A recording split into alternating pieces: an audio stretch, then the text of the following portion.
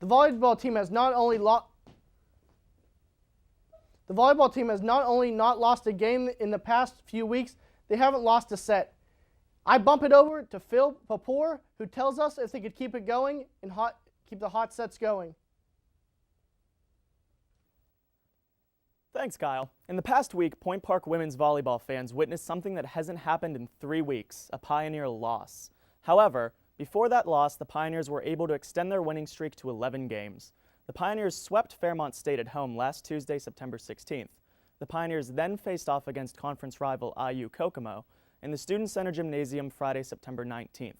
This was an intense match, but the Pioneers were able to dig deep and pull out the win in the 5th set with a combined score of 27-25, 19-25, 29-27, 21-25, and 15-9.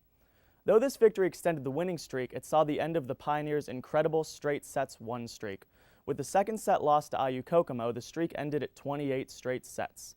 This was a huge conference win as it kept the Lady Pioneers' conference record perfect at 7-0. The Pioneers then traveled to Wheeling Jesuit, West Virginia for a doubleheader against West Virginia State and Wheeling Jesuit. In the first match, the Lady Pioneers beat West Virginia State 3-1 to increase the win streak to 11 games.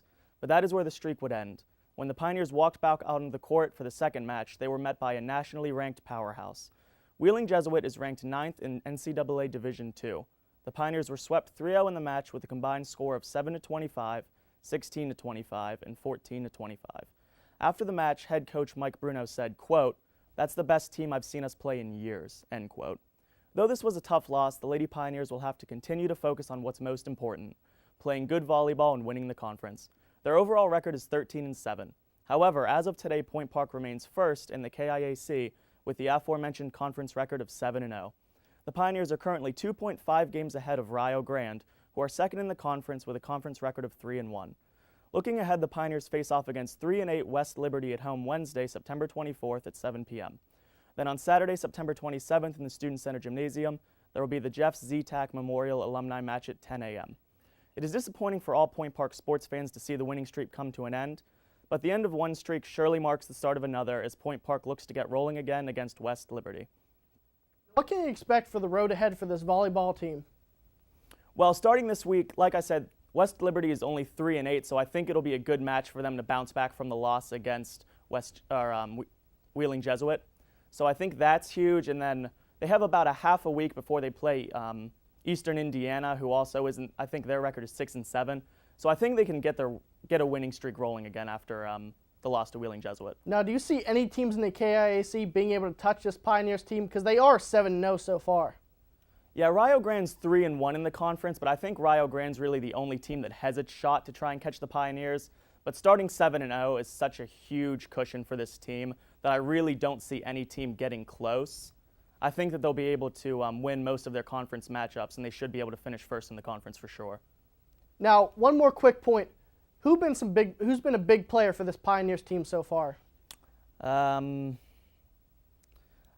Well, you know what? I'd say the thing with the Pioneers team is that they all play so well together that it's not one player for this volleyball team. They really play as a whole unit.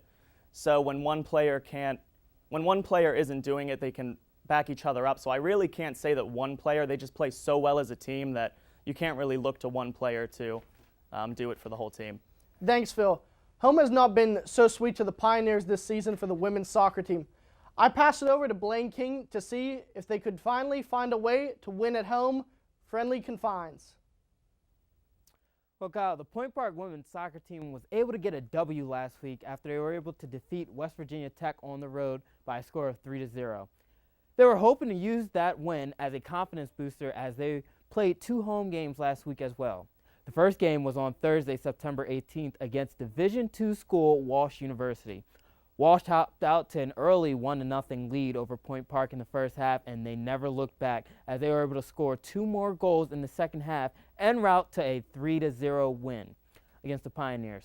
On Saturday, Point Park had their first KIAC game of the year against rival Rio Grande. Rio Grande scored an early goal, and that is really all they needed as they were able to defeat Point Park 2-0. This was Point Park's 7th loss of the season and their 5th time being shut out. They currently have a record of 2-7 and have an KIAC record of 0-1. Up next for the women's soccer team is a home game against Geneva on September 4th, and an away game at Waynesburg on September 30th. What can we expect in the road ahead for this Pioneer soccer team?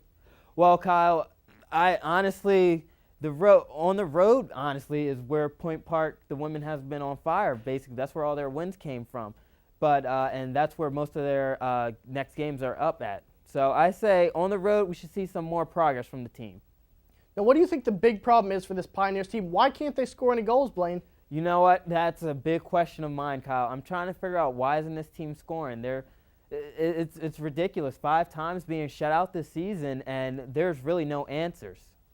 Now, do you think that they'll be able to finish strong like they have in the KIAC in the past?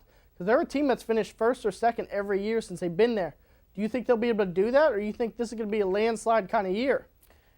Truthfully, it could end up being a landslide kind of year, but most of their, like I said, their success has come on the road, and the rest of the year, all their KIAC matchups, I believe, are on the road for them.